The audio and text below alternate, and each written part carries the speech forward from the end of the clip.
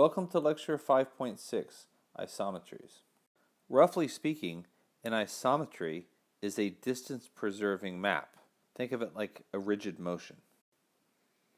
Formally, if X is an inner product space, then a function, A, from X to itself is an isometry if the norm of AX minus AY equals the norm of X minus Y for all vectors X and Y. Notice that nowhere in this definition did I require A to actually be linear. Here are some examples of isometries of Rn. First of all, any translation. Notice a translation is not linear because it doesn't send 0 to 0. Any rotation is also an isometry, as is any reflection. Once again, reflection does not have to be a linear map because if you reflect about a line or a plane that does not go through the origin, that is not going to be linear. And finally, any composition of these three is also going to be an isometry. The isometries of X form a group. But that's not a group that we're really all that interested in, at least in this class, because as I said above, translations and reflections are not necessarily going to be linear. Given any isometry, one can compose it with the translation to get an isometry that fixes 0.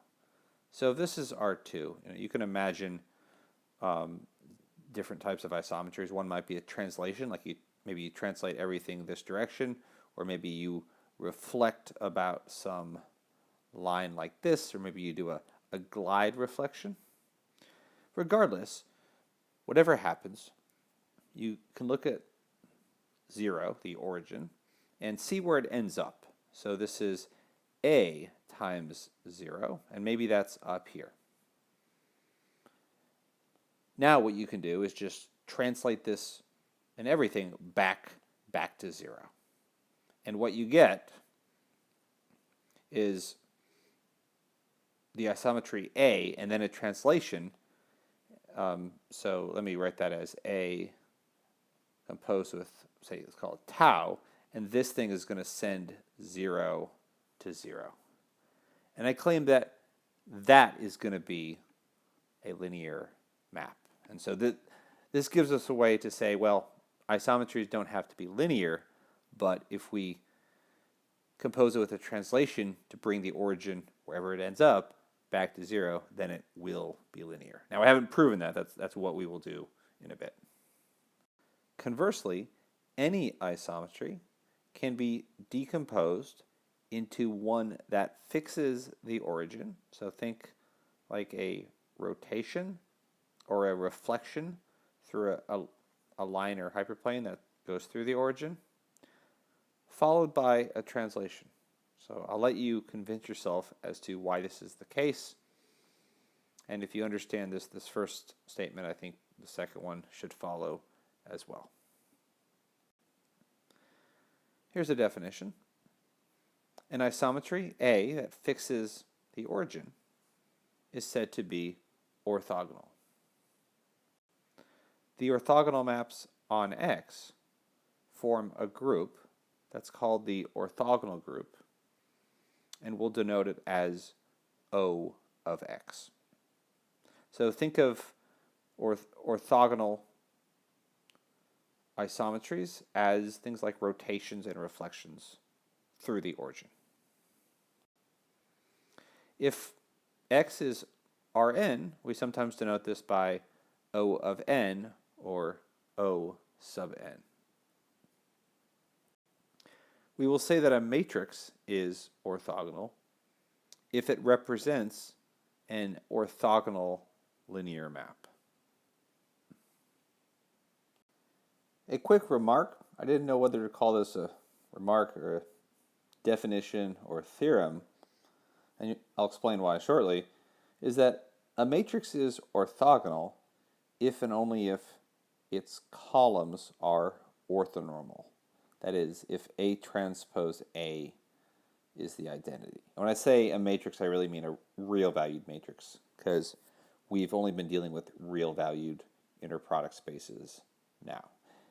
In general, this will be A star A for complex inner product spaces. Now, I said I didn't know what to call this because I've defined what an orthogonal map is. That's any isometry that fixes 0. And I've said that a matrix is orthogonal if it represents an orthogonal linear map. And you will often see the definition that a matrix is orthogonal if A transpose A equals the identity. But kind of missing the connection that a matrix is orthogonal.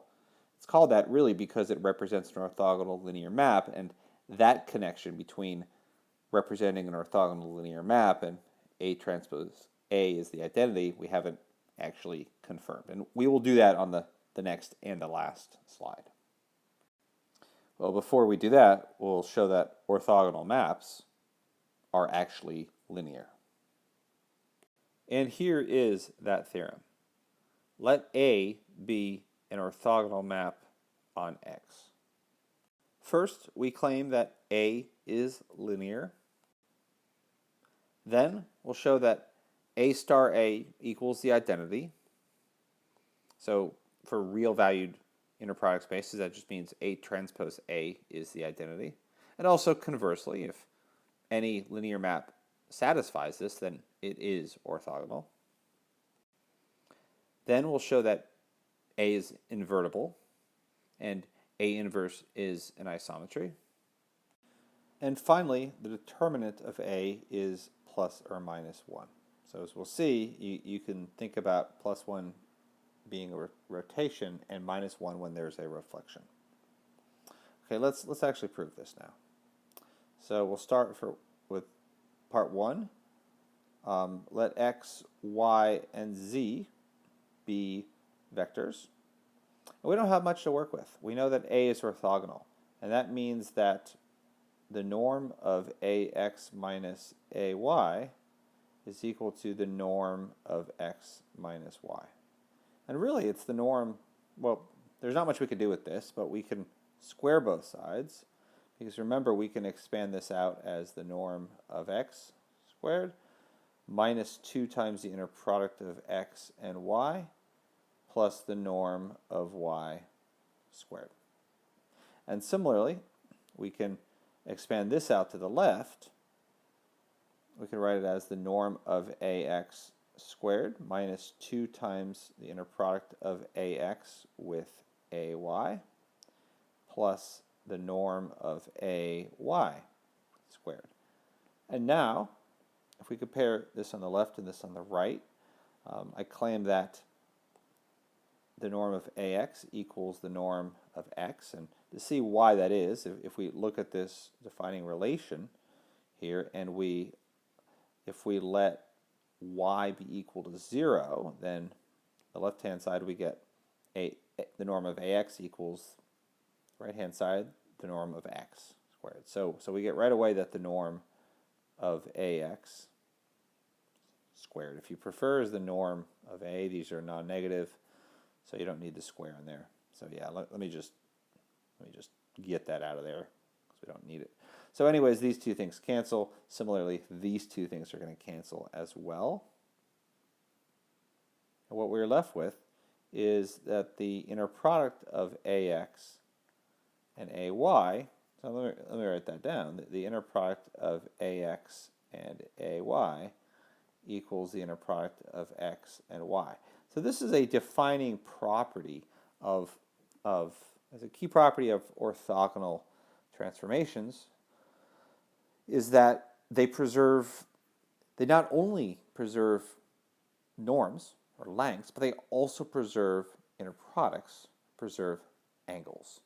Now, a lot of definitions you'll see for orthogonal maps, well, first of all, they assume they are linear, so a linear map is orthogonal if it preserves norms, but equivalently, a lot of definitions just say if this holds, if it preserves inner products. Because clearly if it preserves inner products, it's going to preserve norms. norms, because the norm is just the square of the inner product of the vector with itself. But what we basically showed is the converse is true. So, instead of saying this started with a stronger condition, we actually started with a weaker condition. We said if it preserves distances, then it also is going to preserve angles. So that's actually not what we had to show. We had to show that it's linear, but I claim that this is something that we need to show, or if we want to show that it's linear. So how do you show that something's linear? So there's two things that we need to show.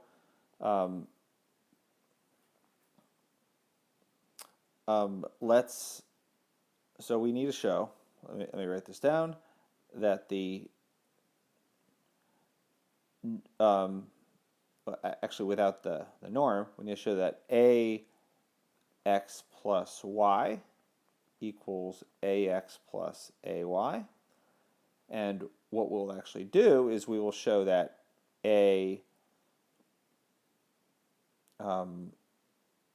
x plus y minus ax minus ay is equal to 0. And this is obviously an if and only if thing.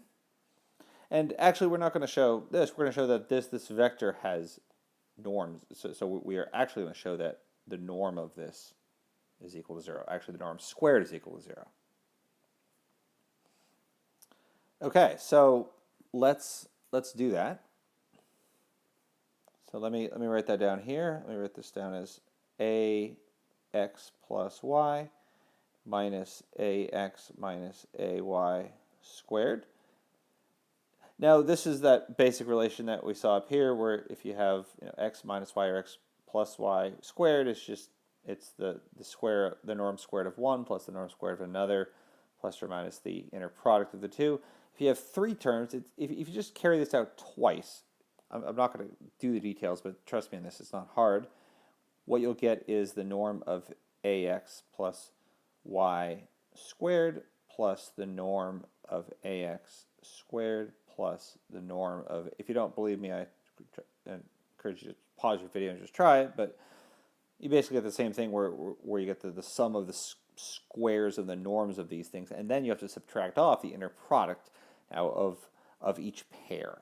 So, or twice times, so minus 2 times the inner product of ax plus y minus ax minus 2 times the inner product of ax plus y with, I think a lot of books will just call this thing z, x plus y z, and then they write az minus ax minus, I like it like this. It's a little messier, but I think it's easier to see.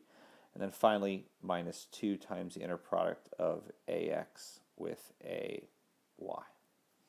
Okay, so now what can we say? Let's think about where we want to go. So we know, so I'm going to cheat a little bit by putting things here. So this here is equal to the norm of x squared.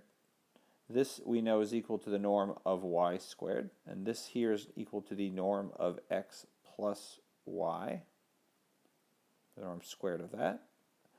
And then similarly, these inner products, the inner product of ax and ay is, this is 2 times the inner product of, or this is, I can replace inner product of ax and ay with xy. So I'm sort of cheating to show you where we're going with this rather than just write down a magic bullet.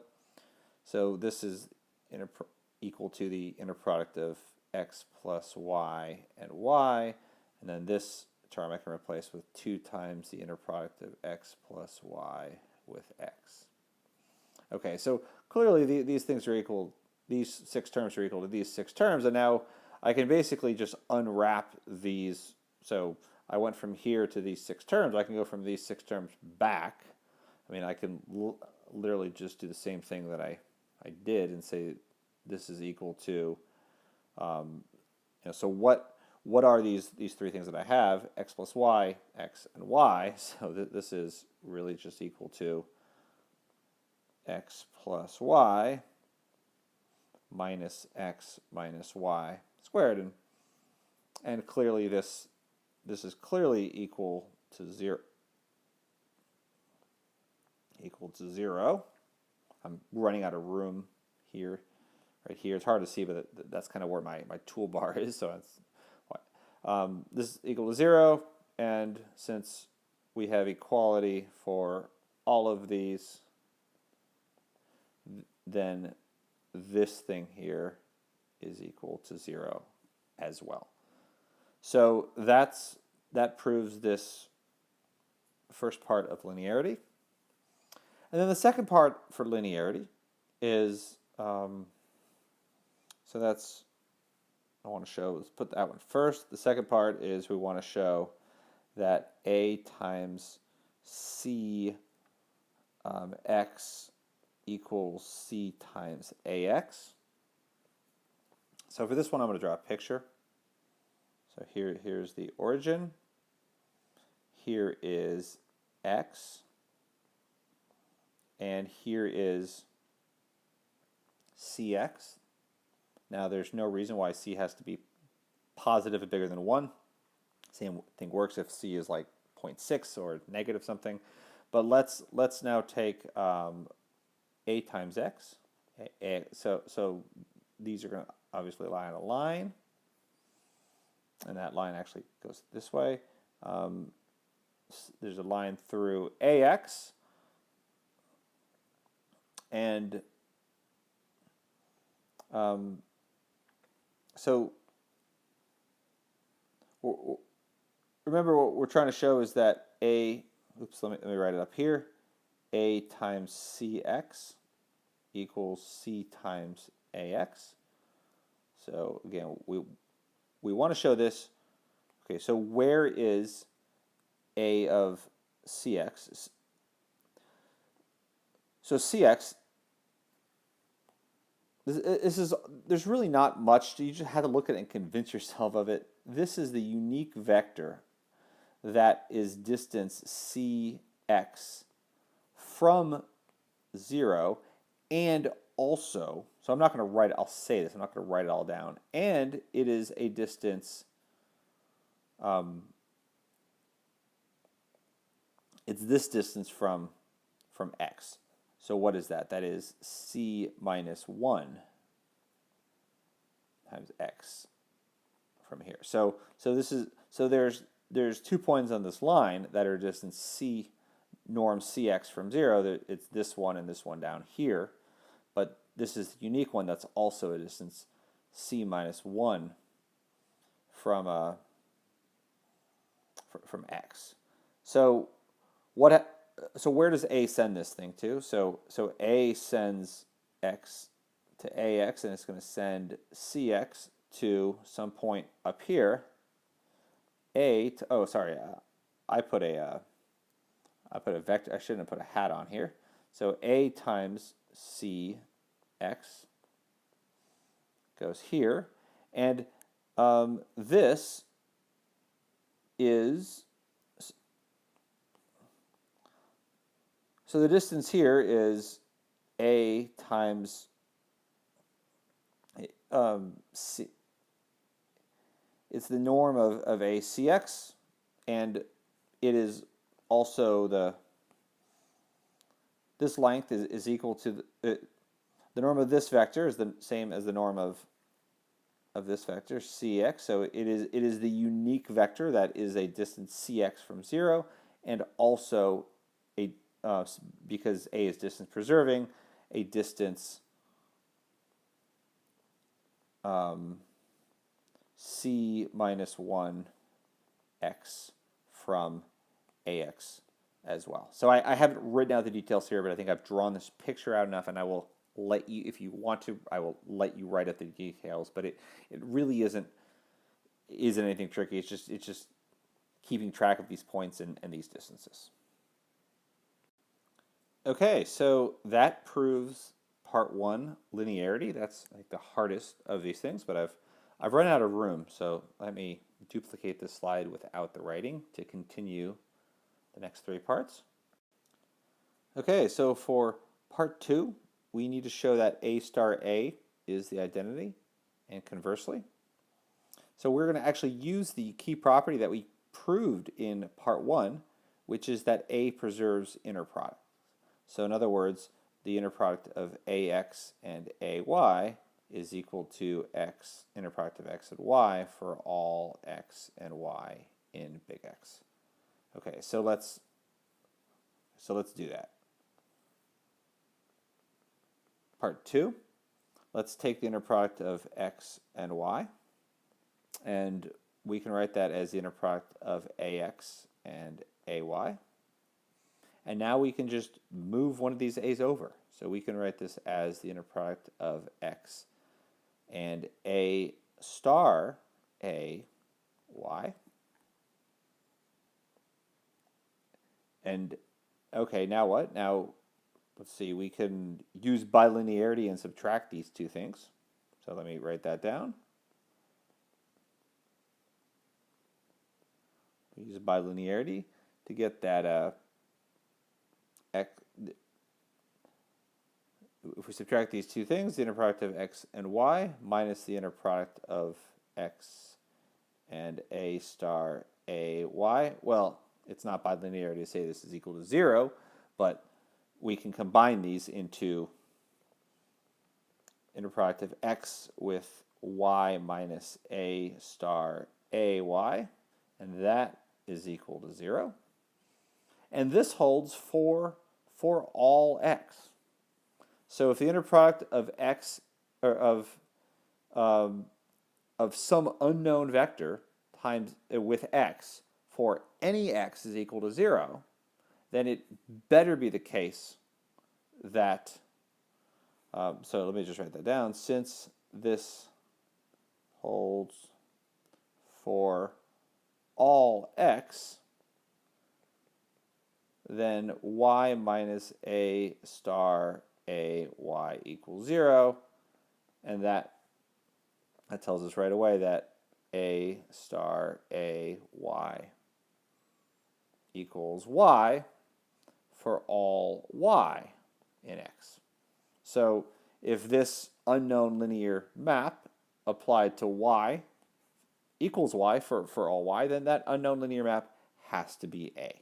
So that's exactly what it means for A star A to be the identity map. Okay, that proves 2. Well, and then conversely, you can just reverse every one of these steps. So, you can, every one of these implications is actually if and only if, and I'll let you carry out those details if you want. Okay, so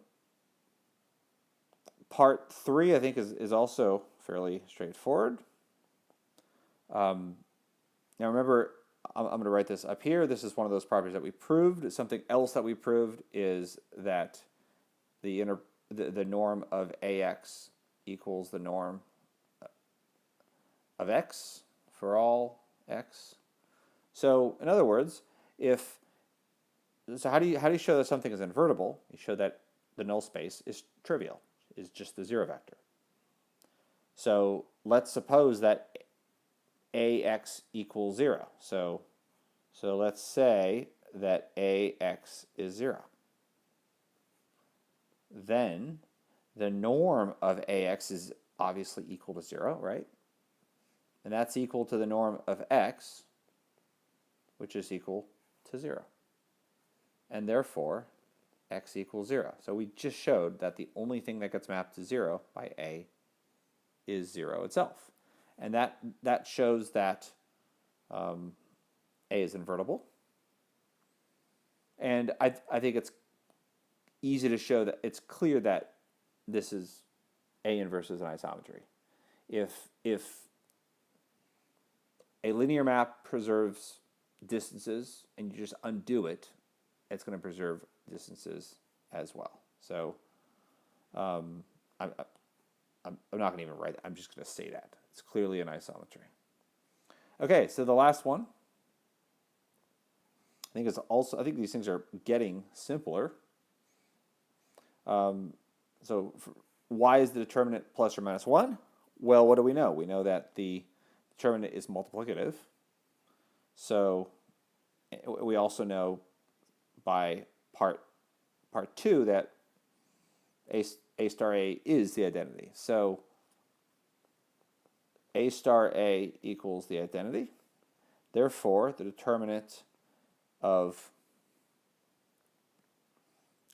A star A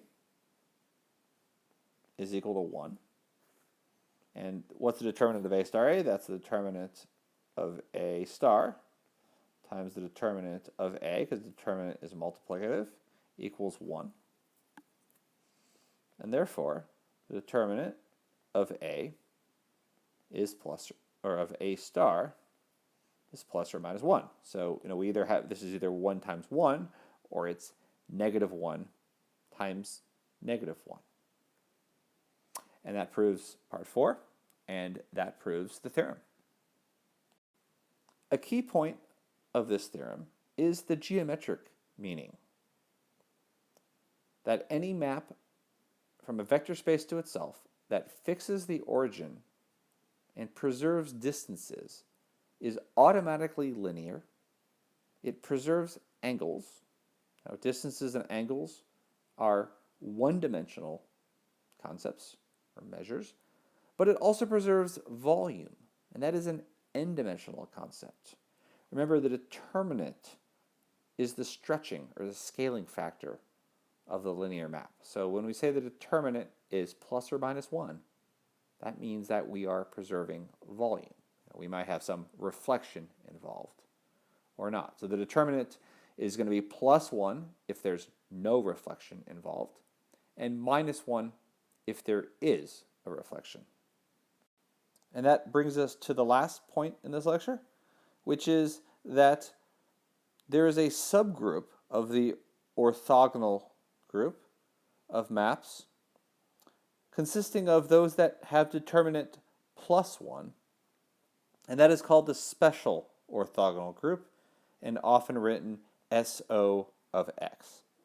If we want to talk about Rn, we might write SO of n or SO sub n. Elements in the special orthogonal group describe rotations, whereas elements in O of X describe rotations and reflections. Now, I just said this is the last thing I want to mention. I realize that I lied. There's one more thing I want to say. I want to circle back to this property of A star A equals the identity. For real inner product spaces, that means A transpose A equals the identity. And I said that earlier that this characterizes orthogonal maps. That is before I actually proved that they are linear. Now, some books will define orthogonal maps to be maps that satisfy this, but I want to say just a couple words as to what this means. It looks like a strange equation, but it's actually quite intuitive if you write it out in matrix form. So let's look at A transpose A. So say this is A and this is A transpose, and think about what it means for this to be the identity. Now, of course, as we multiply, so I don't know, let me call this V1, V2 up to Vn. These are the columns, and then the rows of A transpose are V1 transpose, V2 transpose, up to Vn transpose. So the 1-1 entry here is V1 transpose V1, which is like the dot product of this column with that column. And then this entry here is V1 transpose V2 up to V1 transpose Vn, and so forth, Vn transpose Vn, and this is Vn transpose V1. And if this is the identity, that means that the diagonal entries are all equal to 0, and everything else is equal, the diagonal entries are equal to 1, and everything else is equal to 0. So what this is saying is that if you take the dot product of two of these columns, you get, or in other words, Vi transpose Vj, which is just Vi dot Vj, is equal to 0 if I is not equal to j, and 1 if I equals j. So remember that when we have a linear map, the columns of the matrix are the image of the basis.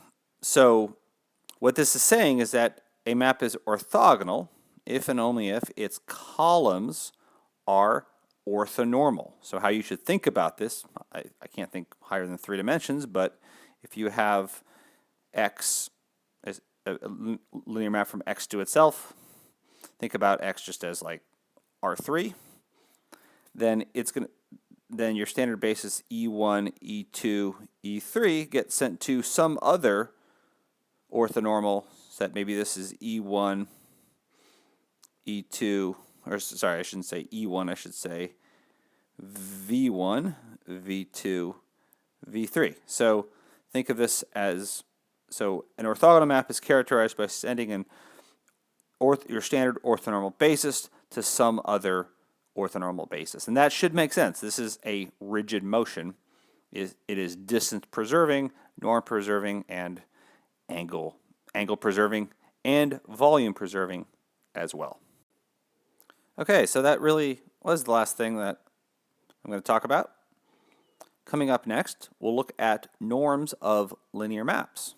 And to motivate that, so far in this section, we've had the notion of a norm on a vector space. And a very common natural vector space to look at is the set of linear maps from x to u. Actually, I think I've usually written this as hom x to u. That's a vector space. So we can put an inner product on that space and or a norm. And that gives us the notion of a norm of a linear map from x to u. And then we can say, okay, how can we relate properties of this norm back to actual properties of the individual vector spaces, x and u, and the norms and inner products on those. So that's coming up next. Stay with us.